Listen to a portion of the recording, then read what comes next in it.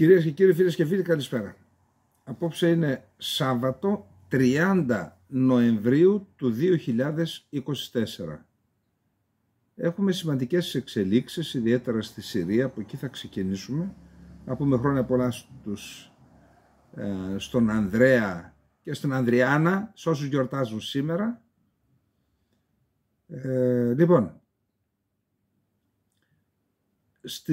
όπως είναι γνωστό, τον Μάιο, συγκεκριμένα 19 Μαΐου του 1919, θεωρείται από τους Τούρκους η έναρξη του δικού τους του λεγόμενου εθνικού απελευθερωτικού αγώνα, που δεν ήταν, αγώνα της ανεξαρτησίας, που δεν ήταν αγώνας υποδούλωσης, συνέχισης γενοκτονίας και αποδούλωσης. Εν πάση περιπτώσει, ήταν η αποβίβαση του Μουσταφά Κεμάλ στο λιμάνι της Αμισού, της μαρτυρικής Αμισού, της Αμσούντας. Από εκεί και μετά ξεκίνησε κάποιες διαδικασίες, κάποια συνέδρια και φτάσαμε σταδιακά να ανασυγκροτήσει τις Οθωμανικές στρατιές με κάλυμα και μαλικό, να ανασυγκροτήσει δηλαδή το στρατό για να ξεκινήσει τον λεγόμενο αγώνα, και είμαστε στις αρχές του 1920, όπου συνεδριάζει τις τελευταίες συνεδριάσεις η Οθωμανική Βουλή στην Κωνσταντινούπολη. Ήδη ο Μουσταφά Κεμάλ προετοιμάζεται για να κάνει πρωτεύουσα του νέου κράτους που θα δημιουργήσει την Άγκυρα. Εκεί λοιπόν στις τελευταίες συνεδριάσεις τον Ιανουάριο του 20 αποφασίζουν να δώσουν έναν εθνικό όρκο πριν δηλώσουν το τέλος της λειτουργίας της Οθωμανικής Βουλής. Τότε η Κωνσταντινούπολη είναι υπό τον έλεγχο των συμμάχων της εγκάρδιας συνεννόησης της Αντάν, βασικά ήταν υπό τον έλεγχο των Άγγλων.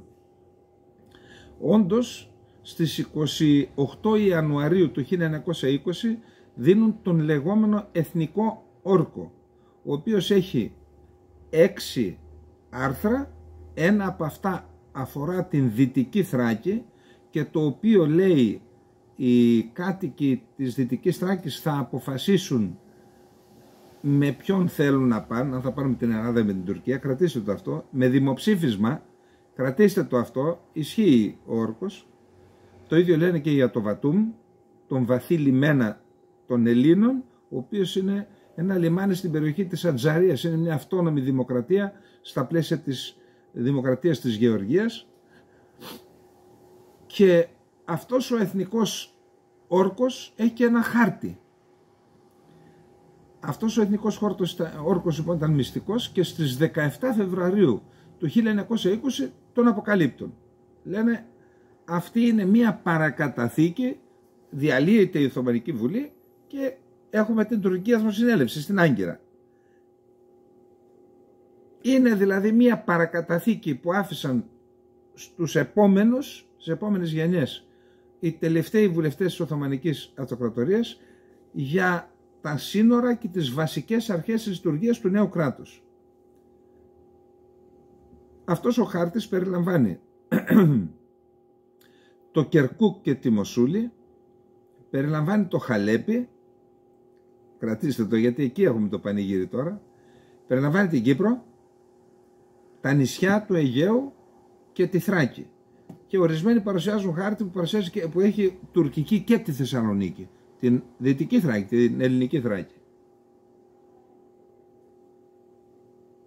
Το πολιτικό Ισλάμ, Νεσμετίν Ερμπακάν και ο Ερντογάν τώρα, η βασική ιδεολογική τους διαφορά και πολιτική τους διαφορά με τον Μουσταφά Κεμάλ είναι ότι στην ουσία ο Μουσταφά Κεμάλ συμβιβάστηκε με τους Άγγλους και τους Δυτικούς, αποϊσλαμοποίησε την τουρκική κοινωνία υπό το κάλυμα της εκκοσμίκευσης του κοσμικού κράτους, έκλεισε την Αγία Σοφιά, την έκανε μουσείο, κατήργησε το Οθωμανικό αλφάβητο, κατήργησε το Χαλιφάτο. Όλα αυτά τα λένε οι Τούρκοι, τα λένε κρυφά, φανερά δεν τα λένε, και δεν τήρησε τον εθνικό όρκο, Μισάκι Μίλη, δηλαδή υπέγραψε με τους Άγγλους μετά από 2 επαναστάσεις, μία των Ασσυρίων και μία των Κούρδων του Σεϊχ Σαΐντ, υποχρεώθηκε ο Μουσταφά Κεμάλ να υπογράψει στη συνθήκη της Λοζάνης. Δεν είχαν οριστεί τα σύνορα με το Ιράκ, επειδή ο Ινωνού είχε εντολή από τον Μουσταφά Κεμάλ να μην δώσει το Κερκούκ και τη Μοσούλη στο βασίλειο του Ιράκ, που ήταν αγγλικό προτεκτοράτο. Μετά από 2 επαναστάσεις λοιπόν στο εσωτερικό της Τουρκίας, έβαλε μυαλό ο Κεμάλ το 25, υπέγραψε τη Συμφωνία της Άγκυρας και έδωσε το Κερκούκ και τη Μοσούλη στο Ιράκ. Έκτοτε το πολιτικό Ισλάμ και οι νεοοθωμανοί, Ερντογάν, κατηγορούν, λέει, εσείς τα αφήσατε, εμείς θα τα πάρουμε. Εσείς αφήσατε και το Κερκούκ, τη Μοσούλη, το Χαλέπι, την Κύπρο, τα νησιά του Αιγαίου και τη Θράκη. Και ξεκίνησαν τα προηγούμενα χρόνια, είτε στο πλαίσιο της επιχείρησης απελευθέρωσης της Μοσούλης από το συνασπισμό, από το Ισλαμικό κράτος, έστειλαν μια ταξιαρχία στην Μπασίκα, έξω από τη Μοσούλη, για να είναι εκεί η Τουρκία να βάλουν πόδι στη Μοσούλη, να εφαρμόσει ο Ερντογάν τον εθνικό όρκο. Όσον αφορά το Κερκούκ, έχουν εκεί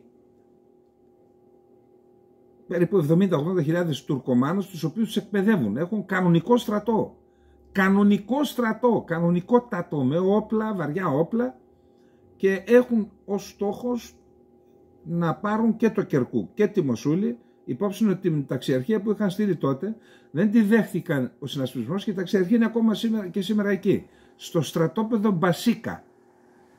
Και στη συνέχεια έχουμε τις επιχειρήσεις στο Αφρίν, κλάδος Ελέας, πιο πριν την επιχείρηση Ασπίδα το Εφράτη, κλάδος Ελέας και πηγή Ειρήνης, παίρνουν κάποια κομμάτια της Βόρειας Συρίας για να είναι πιο εύκολα να πάρουν το Χαλέπι. Σας ανέφερα 3 επιχειρήσεις. Κλάδος Ελέας, Ασπίδα του Εφράτη, κλάδος Ελέας και πηγή Ειρήνης. Έχουν κάνει και μια άλλη εισβολή στην Συρία, χωρίς επιχείρηση όμως.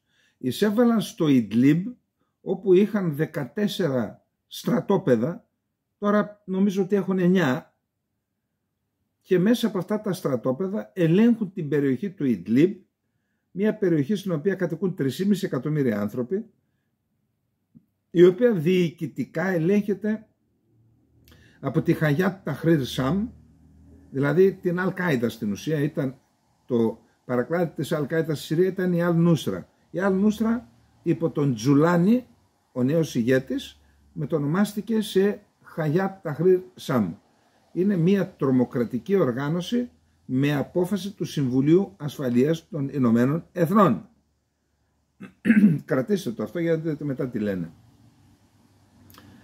Αυτή λοιπόν η οργάνωση, παρότι χαρακτηρίστηκε τρομοκρατική, φέρεται να υποστηρίζεται από τις Ηνωμένες Πολιτείες και από το Ισραήλ.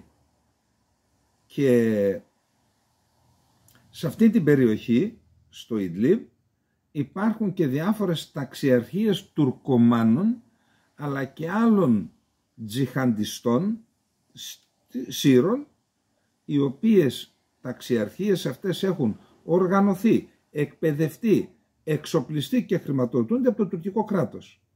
Άρα στην εν λόγω περιοχή και στο Αφρίν και σε άλλες περιοχές υπάρχουν 2 στρατοί. Ο ένας είναι ο στρατός της Χαγιάτ Ταχρήρ Σαμ και ο άλλος είναι ο λεγόμενος εθνικός στρατός της Συρίας ή εθνικός Συριακός στρατός. Ήταν ο παλιός ο ελεύθερος Συριακός στρατός, τώρα έγινε εθνικός Συριακός στρατός. Και σε αυτόν από κάτω κρέμονται οι ταξιαρχίες εξ ολοκλήρου ελεγχόμενος από την Τουρκία. Η Χαγιάτ Ταχρήρ Σαμ μπορούμε να πούμε ότι είναι μια συμμαχική δύναμη με την Τουρκία, γιατί συνυπάρχουν στο Ιντλίμπ μαζί.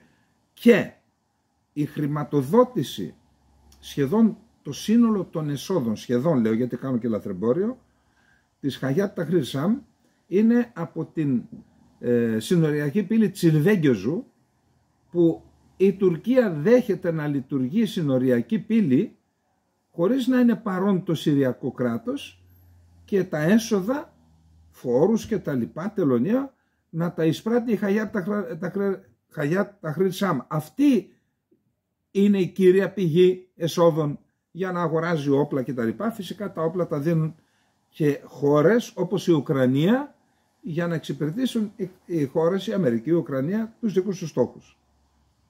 Αυτή είναι η κατάσταση λοιπόν. Η Τουρκία είχε υπογράψει διάφορες συμφωνίες.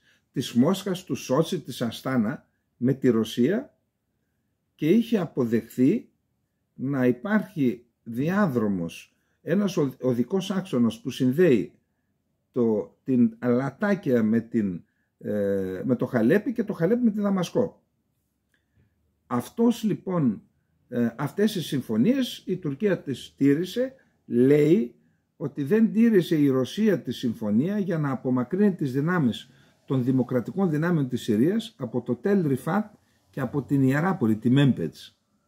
Γι' αυτό κρατήστε το. Προχτές λοιπόν υπόψη ότι η περιοχή του Χαλεπίου είχε τακτικό Συριακό στρατό, αλλά περιφερειακά, δυτικά, βόρεια, νότια, προστατεύονταν από δυνάμεις είτε της Χεσμολάχ, είτε παραστρατιωτικές δυνάμεις του Ιράν, και μέσα στο Χαλέπι υπάρχει μια μεγάλη συνοικία, η Αλ-Μαξούτ, η οποία μπορεί να έχει και 150.000, 200.000 κατοίκους, η οποία από τότε που ξεκίνησε ο εμφύλιος, ο ξενοκίνητος εμφύλιος στη Συρία μέχρι σήμερα, διοικείται, έχει στρατό, αστυνομία, παιδεία και αποκλειστικά από τους Κούρδους, από τις δημοκρατικές δυνάμεις της Συρίας και από το κόμμα της Δημοκρατικής Ενότητας, το PYD και το YPG. Δηλαδή από τους Κούρδους, είναι κουρδική συνοικία, κατοικείται από Κούρδους. Ενώ λοιπόν είναι έτσι η κατάσταση, μόλις υπογράφεται την Τετάρτη η Συμφωνία Εκεχηρίας, ο Χοκστάιν, ο ενδιάμεσος, ο Αμερικανός παλιός διαπραγματευτής, από τη μια πλευρά η Χεσμολάχ, από την άλλη το Ισραήλ, υπέγραψαν. Την ίδια μέρα ξεκίνησε η επίθεση της Χαγιάτ Ταχρήρ Σαμ. Προσέξτε τώρα.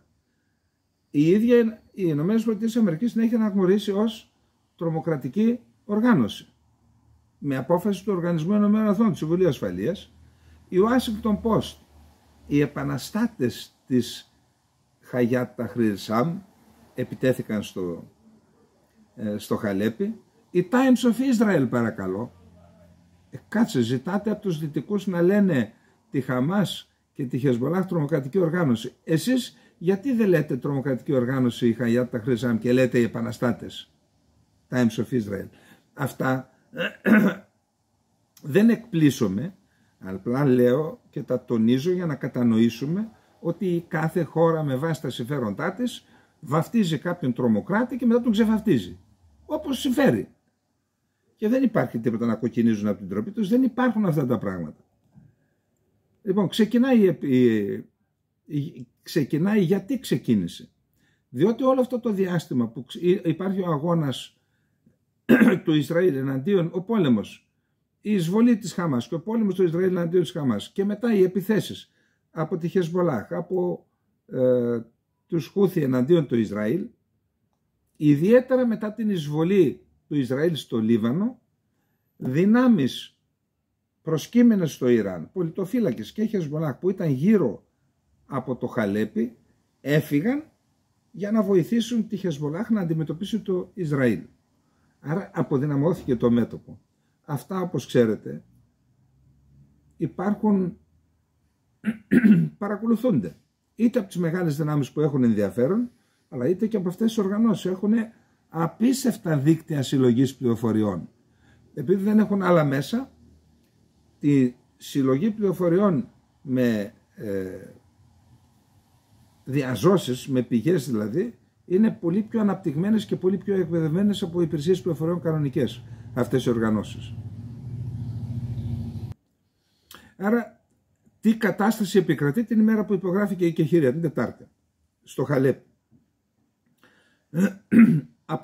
αποδυναμωμένη η περιφερειακή περιμετρική της άμυνα, επειδή το Ιράν προσπάθησε να βοηθήσει το Λίβανο.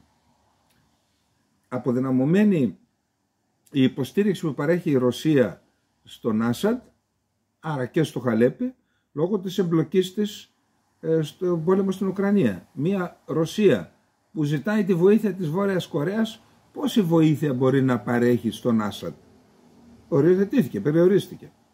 Ο ίδιος ο Άσαντ, χωρίς τη βοήθεια της Ρωσίας, στο βαθμό που την έπαιρνε πριν τον πόλεμο στην Ουκρανία, είναι πλέον πολύ πιο αδύναμος, δεδομένο ότι τρώει κάθε μέρα και βόμβες και χατραπακές από το Ισραήλ. Επίσης και το Ιράν, αντιλαμβάνεστε ότι δεν έχει τις ίδιες δυνατότητες τώρα να υποστηρίζει τον Άσαντ όπως πριν τον πόλεμο στη Γάζα. Έχει να φροντίζει τόσα μέτωπα, το άξονα της αντίστασης. Όλα αυτά λοιπόν αξιολόγησαν κάποιες υπέρτερες δυνάμεις. Το Ιράν κατηγορεί τις ΗΠΑ, ο Αράκτσι ο ίδιος, ο υπουργός εξωτερικών, κατηγορεί τις ΗΠΑ και το Ισραήλ. Εγώ σας λέω στηριζόμενος σε στοιχεία. Δεν υπάρχει καμία σκόπιμη αναφορά γεγονότων. Σε πληροφορίες γνωρίζω ότι η Τουρκία είχε ως στόχο να εισβάλλει στο Κομπάνι και στην Τελ Αμπιάτ, στον Κυρεσπή, σε αυτή την περιοχή. Όμως αντιστέκονταν ο Άσαντ, θυμάστε, είπε πρώτα να αποσύρει στην Τουρκία τις δυνάμεις κατοχής και μετά να συναντηθούμε για να δούμε τα υπόλοιπα ζητήματα. Το ίδιο και η Ρωσία. Ο ειδικός εκπρόσωπος Λαβρεντίεφ της Ρωσίας, του Πούτιν στην Συρία, είπε, στην ουσία χαρακτήρισε δυνάμεις κατοχής του στρατό. Το στρατό κατοχής του στρατό της Τουρκίας είναι στρατός κατοχής. Αλλά ας το λέει ένας σύμμαχος. Άρα αυτή η επιχείρηση, να πούμε τι έγινε καταρχάς. Μέσα σε 2 μέρες κατέλαβαν 120 οικισμούς και κομμοπόλεις και πήραν, αυτή τη στιγμή ελέγχουν πάνω από 50% του Χαλεπίου. Δεν ελέγχουν το κομμάτι που ελέγχουν οι Κούρδοι. Και ένα άλλο κομμάτι, τις ανατολικές συνοικίες του Χαλεπίου, που τις κρατάει ακόμα ο στρατός και οι δυνάμεις ασφαλείας της Συρίας με τη βοήθεια των Κούρδων. Άρα η κατάσταση όπως έχει δημιουργηθεί,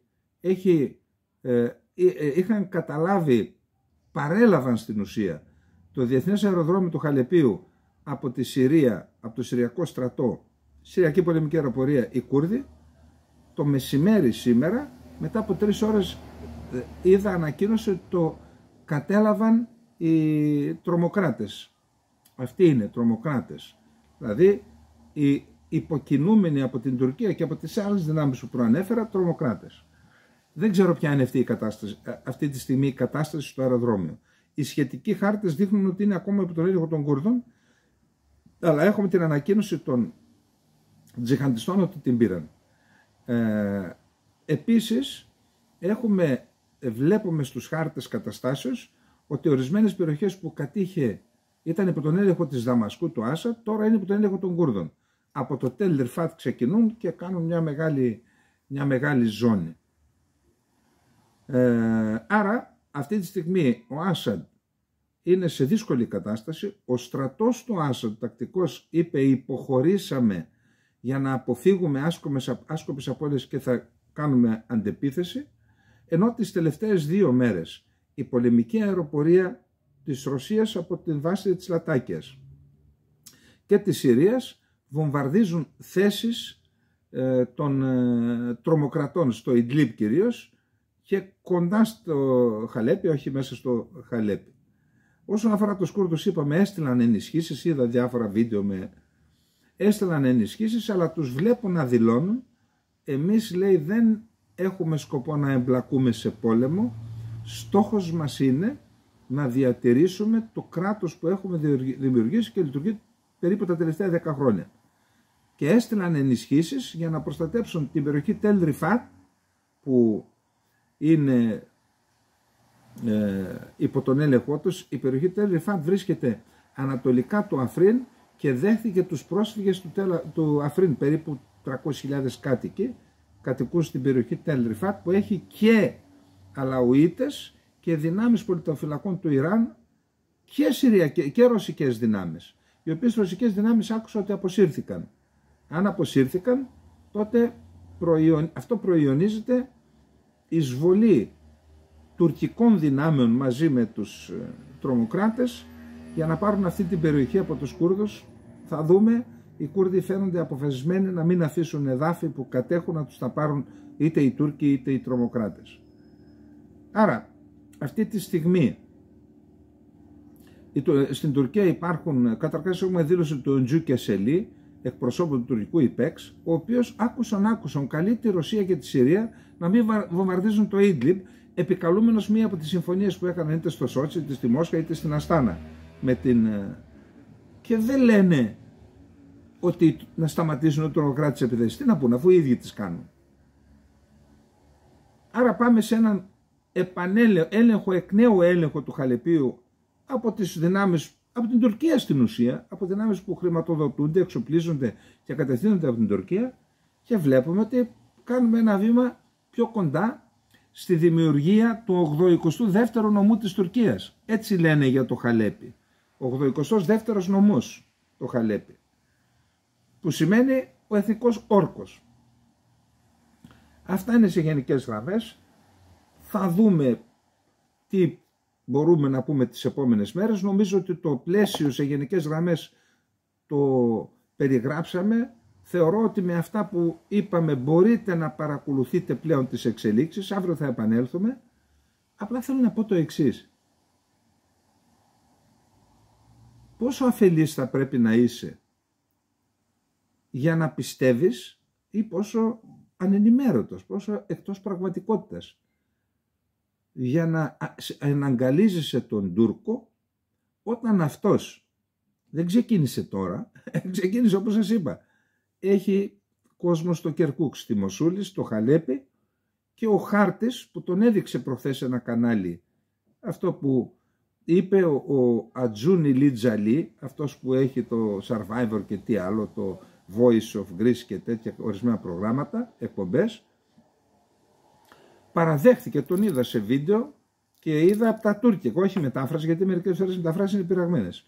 Είπε, εγώ είμαι κολλητός με τον Αλαφούζο, του έχω κάνει το κανάλι από 7ο-8ο που ήταν, του έχω κάνει πρώτο, εγώ το έκανα, έχουμε πολύ καλή σχέση, εγώ του έφερα τον προπονητή, εκείνον το φασίστα, τον γκρίζο λύκο, εκείνο το κάθαρμα, το οποίο όταν τα έλεγα από την πρώτη μέρα, εντάξει δεν με έβρεσαν αυτή τη φορά, αλλά είδα τους Παναθηναϊκούς να αναρωτιούνται, σου λέει τι έπαθε ο Καλεντερίδης, μίγα τον τσίμπησε. Καθόλου μίγα δεν με τσίμπησε. Εδώ λοιπόν η ομολογία του Ατζούνι Λιτζαλή δείχνει, δεν θέλω να το προσωποποιήσω το θέμα, εκτιμώ όμως που είχα μια καλή σχέση με το κανάλι, με το Sky, ότι κόπηκε, με έκοψαν μετά από απέτηση του Ατζούνι Λιτζαλή. Δηλαδή ο Ατζούνι Λιτζαλή έφτασε στο σημείο στην Ελλάδα να ορίζει προπονητές, να ελέγχει ομάδες δια των ομάδων και τη συνείδηση του κόσμου, και να ελέγχει το κανάλι δια του καναλιού τη συνείδηση του κόσμου. Εντάξει. Αυτό το κανάλι προχθές έδειξε καταρχάς έχω ένσταση στον τρόπο, δεν βάζω ούτε αμφιβάλλω για τους στόχους και τον πατριωτισμό κανενός. Ο καθένας εννοεί τον πατριωτισμό όπως θέλει αυτός. Μα κανενός. Αλλά έχω ένσταση στον τρόπο που παρουσιάζουν τα θέματα της Τουρκίας. Και εμείς λέμε τι λέει η Τουρκία, αλλά λέμε και κάτι τι κρύβεται από πίσω. Έτσι δεν είναι? Παρουσίασαν το χάρτη του εθνικού όρκου.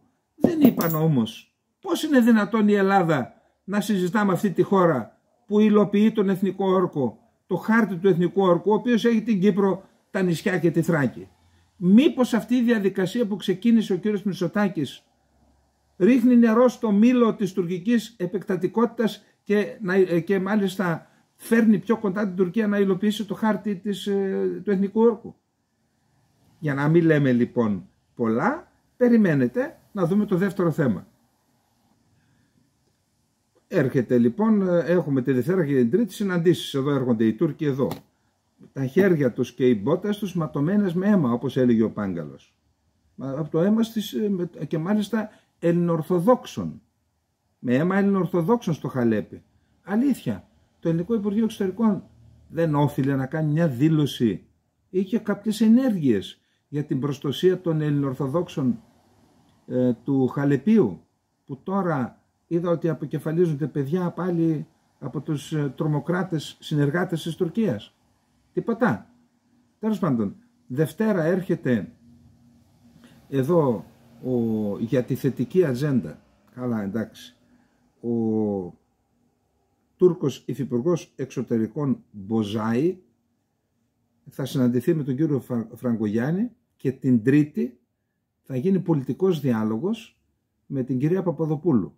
Εδώ, Δευτέρα και Τρίτη. Έχουν την τιμητική της οι Τούρκοι και φυσικά τους ξεπλένουμε κανονικά, έτσι. Όταν μιλάς με χώρα η οποία στηρίζει τρομοκράτες ανοιχτά και διεκδικεί την Κύπρο, τα νησιά και τη Θράκη, αυτό είναι ξέπλυμα και αποδυνάμωση των θέσεων. Όσον αφορά τον πολιτικό διάλογο, ξέρετε, υπάρχει το κεκτημένο των διαπραγματεύσεων.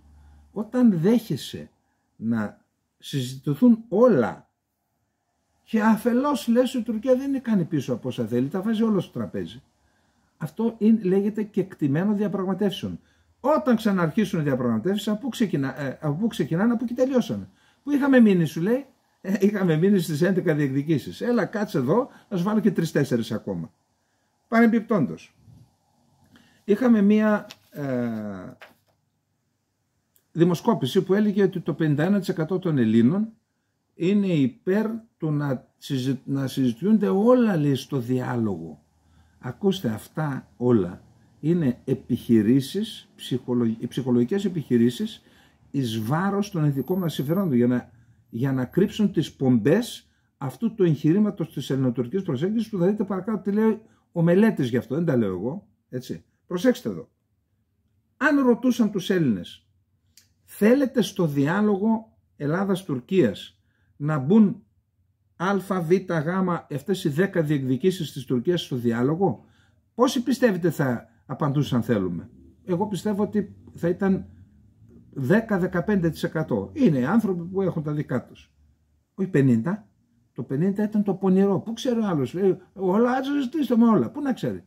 Να συζητήσουμε αν τα νησιά είναι ελληνικά? Θα υπήρχε Έλληνας που θα έλεγε ναι, να το συζητήσουμε? Αυτά είναι παιχνίδια που παίζουν στις πλάτες μας οι κυβερνώντες, παρακαλώ. Συγγνώμη, αλλά δεν υπάρχει άλλη δικαιολογία και άλλη ερμηνεία. Ακούστε λοιπόν τώρα για αυτό που ξεκίνησαν, για το οποίο εκφράσαμε τις ενστάσεις μας, τι λέει ο Νίκος Μελέτης, από τους πιο έγκυρους δημοσιογράφους που έχουμε, που κάνει διπλωματικό ρεπορτάζ του Υπουργείου Εξωτερικών. Για ακούστε τι λέει λοιπόν. Η Τουρκία σιγοκλίνει την πόρτα του διαλόγου και της συνεννόησης με την Ελλάδα, περιορίζοντας πλέον τους αρχικά φιλόδοξους στόχους της διαδικασίας και προκαλώντας προβληματισμό, τι λέτε, για το πώς θα γίνει η διαχείριση θεμάτων που προκύπτουν καθημερινά επί του πεδίου, χωρίς να επιστρέψουμε στην εποχή των κρίσεων. Τις τελευταίες εβδομάδες, όχι μόνο με τις παραβιάσεις εντός του FIR Αθηνών και τις πρώτες παραβιάσεις του εθνικού εναέριου χώρου, το ακούσατε πουθενά? Όχι. Διότι τα γνωστά κανάλια που καλούν τους βολικούς για να εξυπηρετούν το αφήγημα της Τουρκίας, έτσι. Τι να κάνουμε, αυτή είναι η αλήθεια, παιδιά. Ακούσατε για την παραβίαση του εθνικού εναέριου χώρου? Και να το υπόθηκε, άμα το πούν 19η είδηση, το κατάπιαν. Τελειώσαμε. Τις τελευταίες εβδομάδες, όχι μόνο με τις παραβιάσεις εντός του FIR Αθηνών και τις πρώτες παραβιάσεις του εθνικού εναέριου χώρου εδώ και σχεδόν 2 χρόνια, αλλά με την αύξηση των μεταναστευτικών ροών, για τις οποίες πάλι μας λένε ψέματα, λέει το διαχειριζόμαστε, ψέματα μπροστά στα μάτια μας, και κυρίως με τις τουρκικές παρεμβάσεις στις έρευνες για πόντιση καλωδίου στο Αιγαίο και στο Καρπάθιο πέλαγος, η Τουρκία στέλνει το μήνυμα ότι όχι μόνο δεν είναι διατεθειμένη να κάνει βήμα πίσω από τις διεκδικήσεις της εις βάρος της χώρας μας, αλλά ούτε δίνει τη δυνατότητα να υπάρξει μηχανισμός απορρόφησης εντάσεων. Συγγνώμη, δηλαδή έπρεπε να σας το κάνει για να καταλάβετε ότι δεν. Δηλαδή εμείς από την αρχή που το λέγαμε, κάπου κάτι διαβάζουμε, κάτι γνωρίζουμε και σας λέμε όχι, μη. Διότι και στο θέμα των ερευνών αποδείχθηκε ότι η Τουρκία ως κινήσεις αποκλιμάκωσης βλέπει, παρακαλώ, δηλαδή είναι φρικιαστικό, ακούστε. Ως κινήσεις αποκλιμάκωσης βλέπει μόνο την υποχώρηση της Ελλάδας και την έμεση αποδοχή των αρμοδιοτήτων και δικαιωμάτων που διεκδικεί σε περιοχές, ακόμη και μόλις έξω από τα 6 ναυτικά μίλια των νησιών. Αυτό που λέει φωτογραφίζει τις κινήσεις Γεραπετρίτη Παπαδοπούλου στην Κάσο. Για να αποκλιμακώσουμε, κάναμε υποχώρηση και εμέσως αποδεχθήκαμε τις αρμοδιότητες και τα δικαιώματα της Τουρκίας έξω από τα 6 μίλια στην Κάσο, στο τουρκολιβικό μνημόνιο. Δεν το λέει με το όνομά του, αλλά αυτό εννοεί. Ο Υπουργός Άμυνας Γκουλέρ της Τουρκίας δήλωσε ότι, δικές του λέξεις, κανένα έργο δεν θα γίνει στη Μεσόγειο χωρίς την έγκριση της Τουρκίας.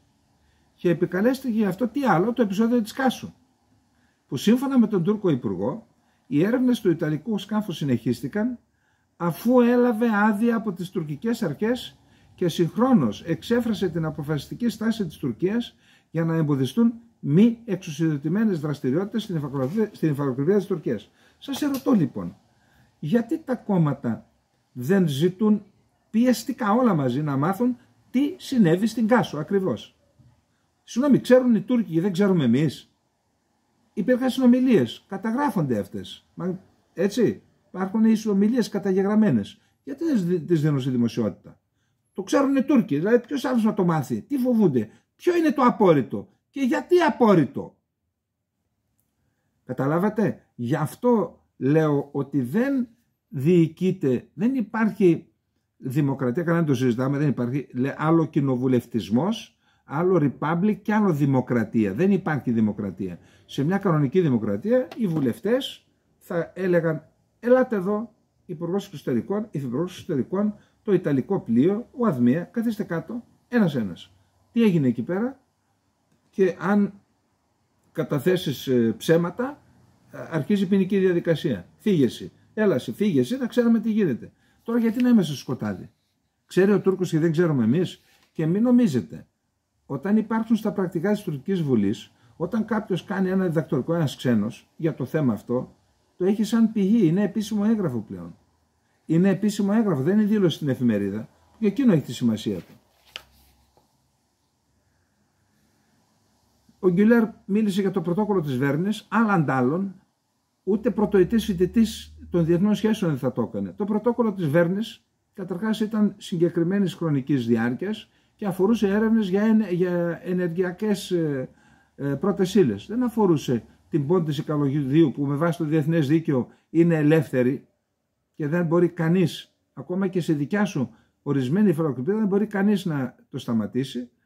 Και είπε ότι η Ελλάδα κάνει παράνομες ενέργειες που παραβιάζουν την τουρκική υφαλοκρηπίδα και καταλαβαίνετε και αυτό δείχνει τελευταίες δηλώσεις του Γκουλέρ. Το ίδιο και ο Φιντάν το τελευταίο διάστημα μιλάει συνεχώς και λέει ότι εμείς θέλουμε να πάνε όλα πακέτο και τα λέει και στη σειρά ποιες είναι οι διεκδικήσεις. Και φέρνει σε δύσκολη θέση το Γεραπετρίτη τώρα. Τι να κάνουμε? Ενώ η διακήρυξη των Αθηνών τι λέει? Τα μέρη δεσμεύονται να απέχουν από κάθε δήλωση, πρωτοβουλία ή ενέργεια που θα μπορούσε να υπονομεύσει ή να απαξιώσει το γράμμα και το πνεύμα αυτής της διακήρυξης ή να θέσει σε κίνδυνο τη διατήρηση της ειρήνης και της σταθερότητας στην περιοχή τους. Άρα πρέπει να το βουλώσουν τώρα. Δεν μπορούν να μιλάνε για διεκδικήσεις. Εμείς δεν μιλάμε για καμία διεκδίκηση. Πάμε, λέμε, να οριοθετήσουμε. Η οριοθέτηση δεν είναι διεκδίκηση εις βάρος κάποιου. Λέμε, έλα να υπογράψουμε, να φύγουμε. Αυτός όμως, όταν βάζει όλες τις διεκδικήσεις, παραβιάζει αυτό που υπέγραψε. Η Αθήνα οφείλει να επισημάνει στην τουρκική πλευρά την παραβίαση αυτή και να συστήσει την αποφυγή τέτοιων δηλώσεων που δηλητηριάζουν το κλίμα σε ένα περιβάλλον που ήδη έχει επιβαρυνθεί και θα αντιμετωπίσει άμεσα νέες δυσκολίες. Καμπανάκι. Ετοιμάσου για Γεραπετρίτη και Παπαδοπούλου. Παπαδοπούλου φυσικά κρύβεται. Δεν θα κρύβεται για πάντα. Με πρώτη την έξοδο και πάλι στα διεθνή ύδατα του Ιταλικού πλοίου Λεβόλι Ρελούμε, στο πλαίσιο της ηλεκτρικής διασύνδεσης Κρήτης-Κύπρου, πάλι αυτό πρέπει να βγει. Θα σας πω που κάνει μέχρι τώρα έρευνες. Άρα δεν έχει βρεθεί φόρμουλα που θα αποτρέψει πιθανές τουρκικές αντιδράσεις. Μέχρι πότε θα κρύβεστε λοιπόν για αυτό που κάνατε στις 23 Ιουλίου? Από τον Ιούλιο, όταν προέκυψε ένταξη γύρω από την Κάσο, έως τον Οκτώβριο, όταν ξεκίνησαν οι έρευνες για την ηλεκτρική διασύνδεση των νησιών του Ανατολικού Αιγαίου, η Τουρκία ακολούθησε την ίδια τακτική. Χρησιμοποιεί δραστηριότητες που εμπίπτουν στις ελευθερίες των θαλασσών για να εγείρει αξιώσεις επί της δυνητικής ελληνικής ευρωκρηπίδας, ακόμη και σε περιοχές που δεν βρίσκονται εντός του παράνομου τουρκολιβικού μνημονίου. Η ελληνική πλευρά, σύμφωνα με πληροφορίες, έθεσε το θέμα στον Φιντάν, με σκοπό να μην έχουμε εντάσεις. Ο Φιντάν όμως έχει ήδη αποκαλύψει τις διαθέσεις του, στέλνοντας ανοιχτά της Κάσου πολεμικά πλοία που συμμετείχαν σε άσκηση ως προειδοποίηση, έστειλαν πλοία εκεί, καθώς απλώς είχε γίνει γνωστό ότι επρόκειτο να ξεκινήσουν, οι έρευνες του Λεβόλη Ρελούμε, το οποίο τότε βρισκόταν στο λιμάνι του Ηρακλείου. Πήγε να ξεκινήσει και δεν ξεκίνησε ποτέ, γιατί πήγαν εκεί. Άρα υποχωρήσεις για να μην έχουμε κρίσεις. Αυτό είναι το δόγμα της ελληνικής εξωτερικής πολιτικής. Τώρα, το Ιταλικό ερευνητικό πλοίο πραγματοποιεί από τις 20 Νοεμβρίου έρευνες εντός ελληνικών χωρικών υδάτων, δεν τολμούν να βγει έξω από τα χωρικά ύδατα, ούτε στην Κρήτη. Εκτός από μια μικρή περιοχή βορειοανατολικά του Λασιθίου στα διεθνή ύδατα. Λίγο στα διεθνή ύδατα.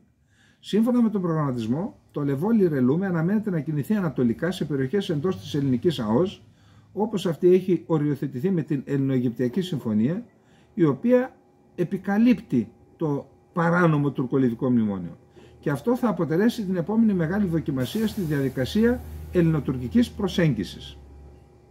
Καθώς η τουρκική πλευρά και ο ίδιος ο Φιντάν επαναφέρουν διαρκώς την ατζέντα των αλληλένδετων θεμάτων, όπως τη χαρακτηρίζουν, έτσι λέει ο Φιντάν, με όλο το πακέτο των τουρκικών διεκδικήσεων και την Αθήνα να παραμείνει σταθερά στη θέση της ότι έχουμε μία και μόνη διαφορά, είναι προφανές ότι ο διάλογος για Ραπετρίτη Φιντάν πλησιάζει στα όρια του. Πάνε οι αγκαλές, πάει το παράθυρο φιλίας, θα γίνει Φεγγίτης ή Φινιστρίνη.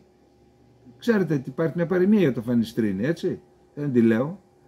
Έτσι, καθώς την ατζέντα τη Δευτέρα και την Τρίτη έρχονται αυτοί που σας είπα για να μιλήσουν με τον Φραγκογιάννη και την Παπαδοπούλου για το θετικό διάλογο και τον πολιτικό διάλογο, αναμένεται να επιλεγεί μια πιο χαμηλή ταχύτητα.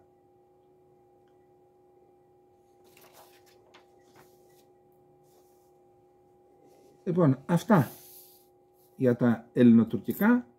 Βγάλτε τα συμπεράσματά σας.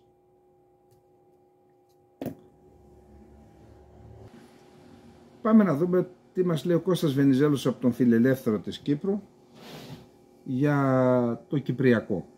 Έχει γράψει ένα άρθρο, το οποίο σε γενικές γραμμές λέει τα εξής. Οι Τουρκοκύπριοι πρέπει να κάνουν επιλογές. Δεν μπορούν πλέον να πατούν σε δύο βάρκες, διότι η κατοχική δύναμη, η Τουρκία, οθεί τα πράγματα σε έναν δρόμο χωρίς γυρισμό. Λέει λοιπόν, πρέπει να κατανοήσουν οι Τουρκοκύπριοι ότι η πολιτική της Άγκυρας,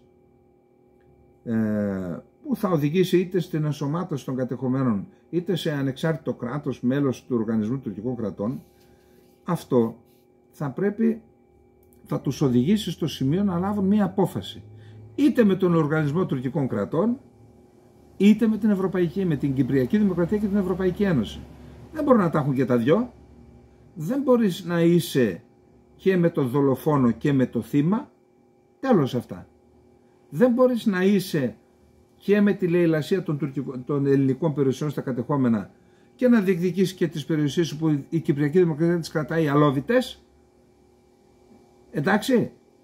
Άρα, για να δούμε λίγο τα επιχειρήματα, τα οποία είναι σωστά. Λοιπόν, λογικά και φυσιολογικά, μια τέτοια εξέλιξη, αναγνώρισης και τα λοιπά του ψευδοκράτους, δεν συμφέρει τους Τουρκοκύπριους. Αλλά και οι Τουρκοκύπριοι δεν μπορούν να το παίζουν διπλοπόρτη, να έχουν τα καλά της Κυπριακής Δημοκρατίας και ταυτόχρονα την θαλπορεί από την ασφικτική αγκαλιά της Τουρκίας.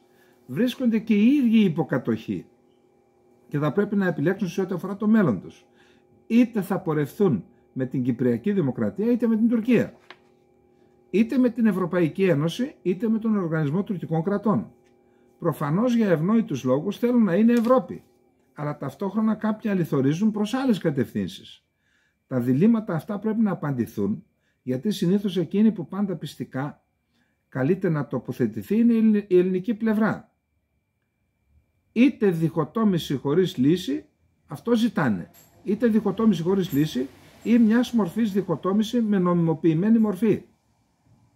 Θα πρέπει λοιπόν οι Τουρκοκύπροι να επιλέξουν αν θέλουν να έχουν διαβατήριο της Κυπριακής Δημοκρατίας και όλα τα ωφέλη που προκύπτουν και η υγεία και άλλα πράγματα ως πολίτες της Κυπριακής Δημοκρατίας, παρότι ζουν στα κατεχόμενα, δεν μπορούν να είναι και πολίτες της Κυπριακής Δημοκρατίας, να έχουν κυπριακό διαβατήριο της Κυπριακής Δημοκρατίας, να ταξιδεύουν σε όλο τον κόσμο και ταυτοχρόνως να είναι και με τους γκρίζους λύκους και με τον Οργανισμό Τουρκικών Κρατών. Αυτό πρέπει να το ξεκαθαρίσει και η Κύπρος προς τους Τουρκοκύπριους. Έρχεται η ώρα που πρέπει να κάνουν οι Τουρκοκύπριοι τις επιλογές τους. Λοιπόν, να πάμε λίγο στο Ισραήλ. Καταρχάς,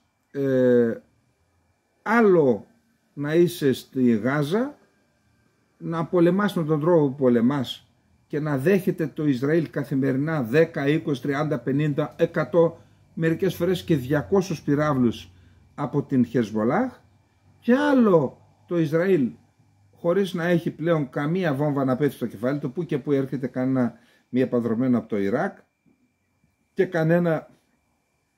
κανένας πύραυλος από το Χούθι, που και που. Αυτά δεν το ενοχλούν.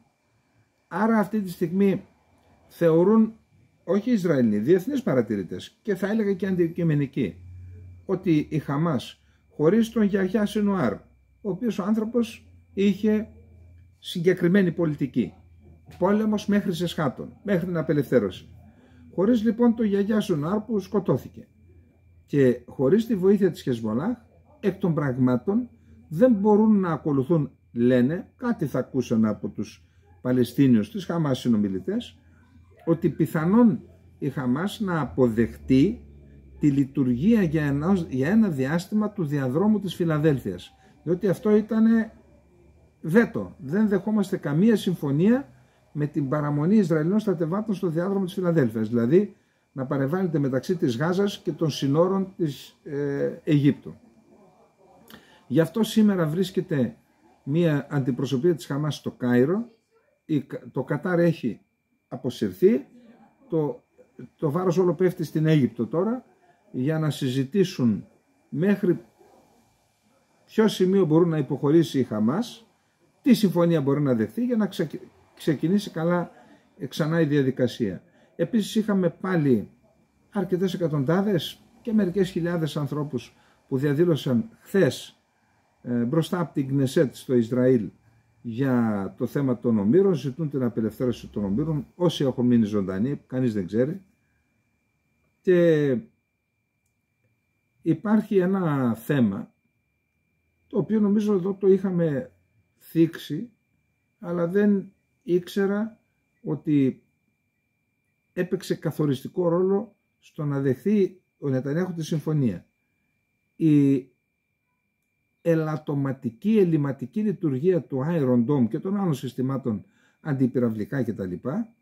Ήταν αυτή, και ο καταιγισμός πυράβλων από τη Χεσμολάχ καθημερινός στο Ισραήλ ήταν ίσως ο σημαντικότερος παράγοντας που οδήγησε τον Νετανιάχου στο να δεχθεί την εκεχηρία αυτή για τις 60 μέρες, πιθανότατα για να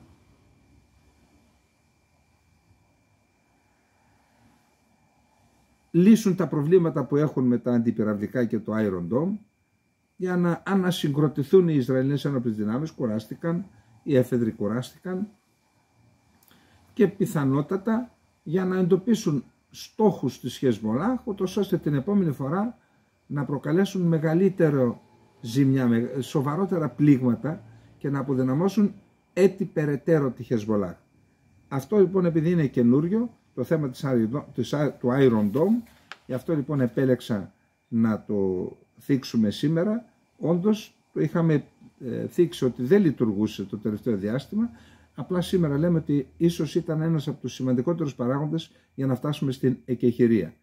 Και να τελειώσουμε με το Ισραήλ. Ο αρχηγός της Χεσμολάχ, ο νέος αρχηγός μετά το θάνατο του Νασράλα, Ναΐμ Κασέμ, δεσμεύτηκε χθες να συντονιστεί στενά με το Λιβανικό στρατό για την εφαρμογή της συμφωνίας κατάπαυσης του πυρός με το Ισραήλ, με την οποία, όπως είπε, η ομάδα του συμφώνησε έχοντας ψηλά το κεφάλι. Είπαμε ότι η Χεσμολάχ μπορεί να διατήρησε μέρος της δύναμής της, έχει φάει πολύ ξύλο, αλλά διατήρησε ειδικά το πυραυλικό της δυναμικό, αλλά υπέστη πολιτική ήττα. Ξεκίνησε τον πόλεμο, καταστράφηκε ο Λίβανος, ο Ιβηρητός, έφυγαν 1 εκατομμύριο κόσμος. Γιατί ξεκίνησε τον πόλεμο? Για να βοηθήσει την Γάζα, τη Χαμάς. Υπάρχει όρος που σταματάει το Ισραήλ να βαράει την Γάζα? Όχι. Άρα γιατί ξεκίνησε τον πόλεμο? Τι πέτυχες? Ήταν η πρώτη ομιλία που έκανε. Συναντιόμαστε σήμερα σε μια ατμόσφαιρα θεϊκής νίκης. Ποια νίκη ρε παιδιά? Θα εργαστούμε για να ενισχύσουμε τις αμυντικές ικανότητες του Λιβάνου, είπε ο Κασίμ, προσθέτοντας ότι η αντίσταση θα είναι έτοιμη να αποτρέψει τον εχθρό από το να εκμεταλλευτεί την αδυναμία του Λιβάνου μαζί με τους εταίρους μας, πρώτα και κύρια τον στρατό. Όλοι μαζί θα δουλέψουμε, λέει, για να... Η αντίσταση απέδειξε κατά τη διάρκεια του πολέμου ότι ήταν έτοιμη και ότι τα σχέδια του Σαΐντ Χασάν Νασράλα ήταν αποτελεσματικά και είχαν λάβει υπόψη όλες τις εξελίξεις. Για όσους στοιχημάτισαν ότι η Χεσμολάχ θα αποδυναμωθεί, το στοίχημά τους έχει αποτύχει.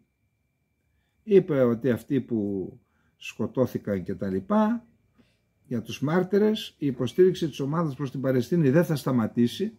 Σταμάτησε πάντως. Η απελευθέρωση της Παλαιστίνης είναι ένας στόχος που μπορεί να επιτευχθεί με διάφορους τρόπους. Ποιους?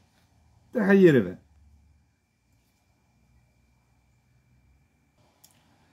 Ωραία, καλά, ο πόλεμος είναι βαριά υπόθεση. Μιλάμε για ζωές ανθρώπων, είτε από τη μια είτε από την άλλη πλευρά. Ξεκινάς έναν πόλεμο και μετά λες και νίκη και θα απελευθερώσουμε αλλιώς την Παλαιστίνη. Πώς θα την απελευθερώσεις? Εν πάση περιπτώσει. Τελικώς ο Τραμπ, αυτόν τον 80χρονο απόστρατο, τον Κέλογκ, τον όρισε βοηθό του Προέδρου Τραμπ και ειδικό απεσταλμένο για την Ουκρανία.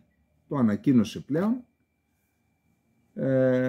Έχει εκφράσει τις απόψεις του. Φέρεται να είναι ο άνθρωπος που έχει καταρτήσει το σχέδιο ειρήνης για το οποίο μιλούσε ο Τραμπ και δεν μας έλεγε τι είναι. Αυτό το σχέδιο ειρήνης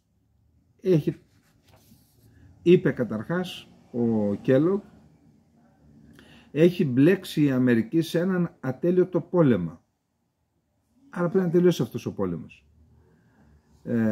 Κατηγορεί τον Biden, λέει εμείς, ο Τραμπ την προηγούμενη φορά που ήταν πρόεδρος, δώσαμε πολλά όπλα στην Ουκρανία και έτσι δυσκολέψαμε τα σχέδια του Πούτιν. Εσείς, λέει στο Biden, ακολουθήσετε μια άλλη πολιτική, λίγο, στην ουσία εξυπηρετήσατε τα σχέδια της Ρωσίας. Λέει λοιπόν τώρα ότι όπως τα κάνατε δεν έχει άλλη λύση. Πάγωμα του μετώπου, ό,τι έχει ο καθένας δηλαδή μένουμε εκεί, και ενθαρρύνει την Ουκρανία να ξεκινήσει διαπραγματεύσεις και τι λέει? Μαστίγιο και καρότο. Αν δεν ξεκινήσεις διαπραγματεύσεις δεν πρόκειται να πάρεις βοήθεια. Αν ξεκινήσεις θα πάρεις βοήθεια οικονομική ή ό,τι άλλο. Επίσης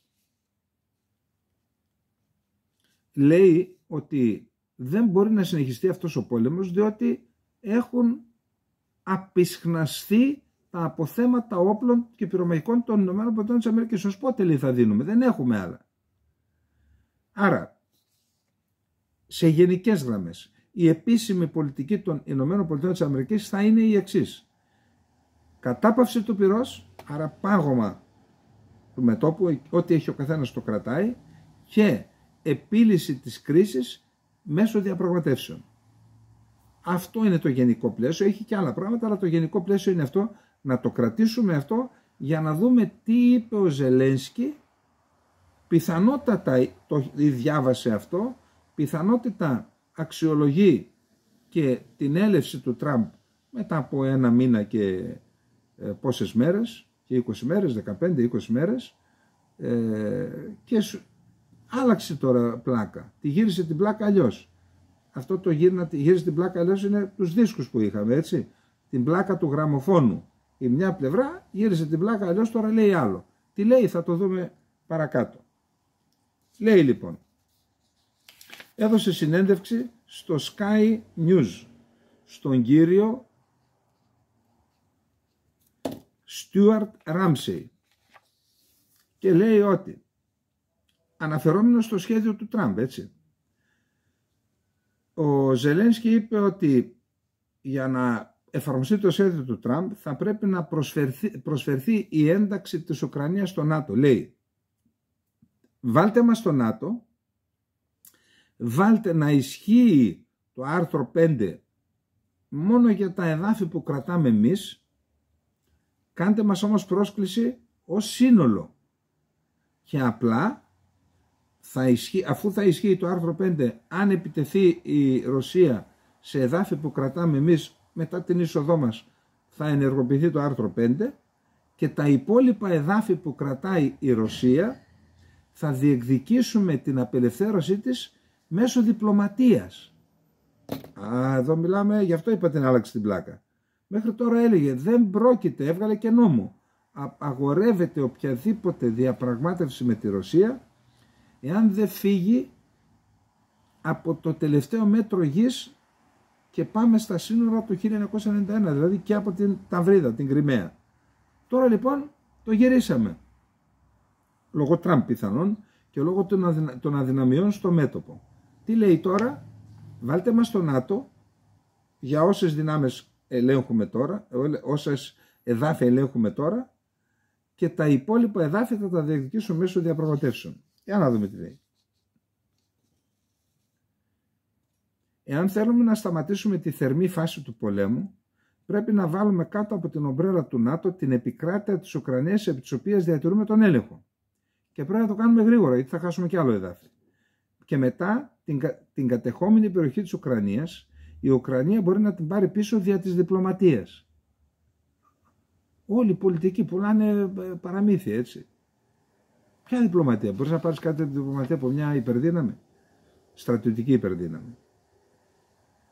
Ο Ζελένσκι δήλωσε και αυτός μιλάει για κατάπαυση του πυρός. Απαιτείται προκειμένου να δώσει εγγυήσεις ότι ο Πούτιν δεν θα επιστρέψει για να καταλάβει περισσότερο ουκρανικό έδαφος. Ο Ζελένσκι πιστεύει ότι το ΝΑΤΟ πρέπει αμέσως να καλύψει το τμήμα της Ουκρανίας που παραμένει υπό τον έλεγχο του Κιέβου, γιατί θα χάσει και άλλα εδάφη. Αυτό λοιπόν είναι η πρώτη υπαναχώρηση από την παλιά πολιτική. Θα δούμε τι επιπτώσεις θα έχει στο εσωτερικό. Εν τω μεταξύ, λόγω των συνεχόμενων και συνεχιζόμενων απολειών εδαφών στο μέτωπο, άλλαξε τον αρχηγό του στρατού Ξηράς και έβαλε τον υποστράτηγο Ντραπάτη, ο οποίος ήταν ο άνθρωπος που είχε οργανώσει την άμυνα στο Χάρκοβο και ήταν αποτελεσματική. Και επίσης διόρισε τον συνταγματάρχη Απόστολ Όλεγκ, διοικητή μέχρι τώρα της 95ης αερομεταφερόμενης ταξιαρχίας, αναπληρωτή αρχιστράτηγο των όπλων δυνάμεων της Ουκρανίας, δηλαδή υπαρχηγό ΓΕΘΑ, ας πούμε. Ο Ουκρανικός στρατός χρειάζεται εσωτερικές αλλαγές για να επιτύχει πλήρως τους στόχους του κράτου μας, δήλωσε Ζελένσκι. Τώρα, ο Πεσκόφ. Ανεύθυνο βήμα ήταν η έγκριση της Αμερικής να επιτρέψει πλήγματα με άτακα μέσα στο έδαφος της Ρωσίας. Εμείς θα απαντάμε σε κάθε χρήση άτακα με επιθέσεις σε ενεργειακά δίκτυα ή σε άλλους στόχους. Ο Πούτιν είπε προχθές ότι θα χτυπήσουμε το Κίεβο, πιθανόν το Υπουργείο Άμυνας, το ΓΕΘΑ, δεν ξέρω, ίσως και κάποιον άλλον καθαρά πολιτικό στόχο, την κυβέρνηση δηλαδή, και τόνισε ότι η Ρωσία παράγει 10 φορές περισσότερους πυράβλους από όλες τις χώρες του ΝΑΤΟ και έδωσε εντολή να αυξηθεί ο ρυθμός παραγωγής. ο αρχηγός της MI6, ο Ρίτσαρντ Μουρ. Καταρχάς κάποιος μου είπε ότι ο άλλος, ο Ρόμπερτ Μουρ, πώς το λέγαμε, που έπαιξε το 007, αυτός λέει πέθανε πριν 2 χρόνια. Ο Ρότζερ Μουρ. Ο Ρίτσαρντ Μουρ λοιπόν, διοικητής της MI6, της Υπηρεσίας Πληροφοριών Εξωτερικού, εκτός των άλλων είπε ότι έχουν οι υπηρεσίες πληροφοριών της Ευρώπης και οι ίδιοι έχουν διαπιστώσει ότι έχουν αυξηθεί οι επιχειρήσεις διολιοφθοράς των ρωσικών μυστικών υπηρεσιών στις χώρες της Ευρώπης. Και είπε ότι αν η Ρωσία ελέγξει την Ουκρανία, τότε θα γίνουν πιο ευάλωτες οι χώρες της Ευρώπης. Τέλος, το ενδεχόμενο επανέναρξης των πυρηνικών δοκιμών αφήνει ανοιχτό η Μόσχα, όπως αναφέρει ο Ρώσος Υφυπουργός Εξωτερικών Σεργέη Ριακόφ. Αυτά τα είπε στο πρακτορείο ειδήσεων ΤΑΣ. Αυτός είπε, καταρχάς, μέχρι πριν 1 χρόνο λέγανε δεν υπάρχει τέτοιο ενδεχόμενο. Όσο είχαν πει, όσο δεν προχωρούν οι ΗΠΑ σε δοκιμή πυρηνικών όπλων, δεν θα προβούμε κι εμείς. Αν το κάνουν, θα κάνουμε κι εμείς. Τώρα λοιπόν, μετά την αλλαγή του πυρηνικού δόγματος, το αλλάζουν και αυτό. Προσέξτε τι έκαναν. Πέρυσι, ο Πούτιν με νόμο ακύρωσε την επικύρωση της Διεθνούς Συνθήκης Απαγόρευσης των Δοκιμής Πυρηνικών Όπλων και είπε το κάναμε γιατί δεν την έχει επικυρώσει ούτε η Αμερική. Άρα απέσυρε την επικύρωση και τώρα είπαν ότι θα εξετάζουμε το ενδεχόμενο να κάνουμε δοκιμές στο απομακρυσμένο αρχιπέλαγος Νόβα Γεζεμιά, στον Αρκτικό ωκεανό, όπου επί της Σοβιετικής Ένωσης είχαν γίνει περισσότερες από 200 δοκιμές πυρηνικών όπλων. Η τελευταία δοκιμή έγινε το 1990 πυρηνικού όπλου, λίγο πριν τη διάλυση της Σοβιετικής Ένωσης. Λοιπόν, αυτά, απλά έχω να πω ότι προχθές περπατούσα και είδα ορισμένα αυτοκίνητα, ήταν η γιορτή της αλβανικής σημαίας, λέει, και περπατούσαν στην Αθήνα, έκαναν τις σημαίες και εδώ στο Σύνταγμα. Επίσης, λέει, είχαμε επεισόδια στα Σκόπια, στη συνοικία Τσαΐρ. Τσαΐρ σημαίνει λιβάδι, που κατοικούν κυρίως Αλβανοί. Οι Αλβανοί αποτελούν το 25% του πληθυσμού των Σκοπίων και το 20% του πληθυσμού της πόλης των Σκοπίων, της χώρας το 25%. Εκεί λοιπόν όλοι έκαψαν σημαίες του κράτους των Σκοπίων και είχαμε συμπλοκές, συλλήψεις κτλ. Απλά έχω να πω το εξής. Οι Αλβανοί λογικό είναι να έχουν έναν ενθουσιασμό, περνούν τώρα τη φάση της εθνογένεσης, δηλαδή από τον Ουτσεκά και εντεύθεν, επειδή δεν έκαναν ποτέ απελευθερωτικό πόλεμο. Το αλβανικό κράτος το ίδρυσαν οι Ιταλοί, οι Γάλλοι, γιατί δεν ήθελαν να πάρει η Ελλάδα τη Βόρειο Ήπειρο όπως εδικαιούτο και δεν ήθελαν να ελέγξει την υπόλοιπη Αλβανία η Σερβία και ήθελαν να κάνουν ένα ενδιάμεσο κράτος, να παίζουν τα παιχνίδια τους σε μεγάλες χώρες και να αποδυναμώσουν και την Ελλάδα και τη Σερβία. Άρα δεν έκαναν κράτος πολεμώντας, όπως έκαναν τα υπόλοιπα κράτη τα βαλκανικά, κάναν εθνικοαπελευθερωτικούς αγώνες. Και αυτοί οι εθνικοαπελευθερωτικοί αγώνες είναι και η διαδικασία της εθνογένεσης, δηλαδή της συγκρότησης της εθνικής συνείδησης, μιας νέας συγκρότησης. Γιατί εντάξει, εθνική συνείδηση υπάρχει, αλλά μέσα από εθνικοαπελευθερωτικό πόλεμο συγκροτείται διαφορετικά.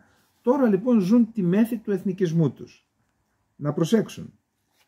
Να προσέξουν γιατί ακριβώς αυτό εκμεταλλεύονται κάποιοι.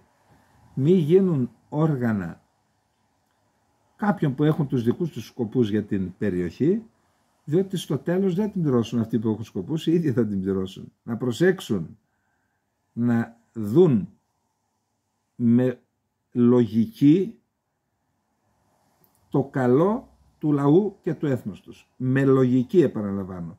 Και όχι με αλλοπροσαλλοσύνη, με λογική. Καληνύχτα, να είστε όλοι και όλοι καλά. Χρόνια πολλά στον Ανδρέα, στην Αντριάννα, χρόνια πολλά σε όλους. Γεια σας.